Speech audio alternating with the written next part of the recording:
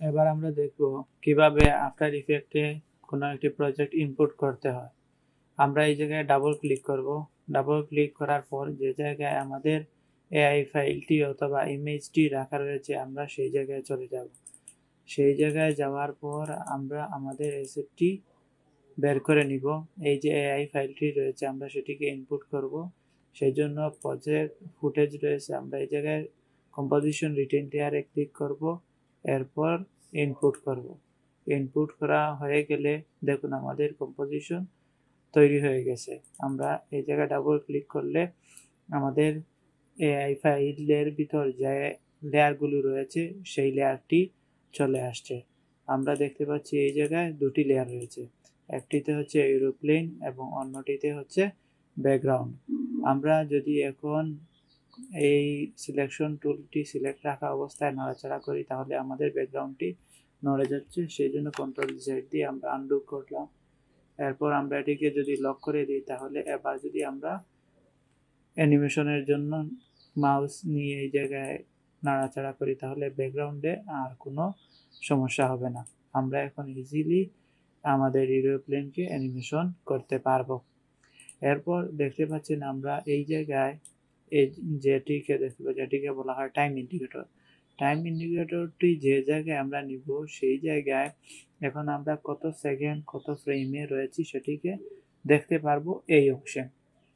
দেখুন আমাদের time indicator তো এখন বর্তমানে 25 ফ্রেমে রয়েছে। যদি আমরা এটিকে 1 সেকেন্ডে নেই তাহলে দেখুন আমাদের এটি 1 সেকেন্ডে রয়েছে। এখন আমাদের এই যে কম্পোজিশন রয়েছে সেটি হচ্ছে 3 সেকেন্ডের। 3 সেকেন্ড এবার এরপর হচ্ছে 29 ফ্রেম, অর্থাৎ প্রত্যেক 29 ফ্রেমে 1 সেকেন্ড হয়।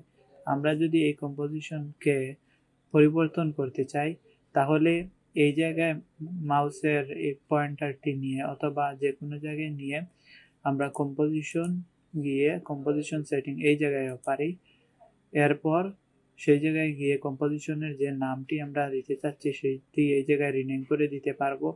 এরপর আমরা এই জায়গা থেকে আমাদের যে সাইজ যে অ্যানিমেশন করতে যাচ্ছি সেটি আমরা নিতে পারবো, অথবা আমরা এই জায়গায় নিজেরা কাস্টমভাবে এই রেশিওটি দিতে পারবো।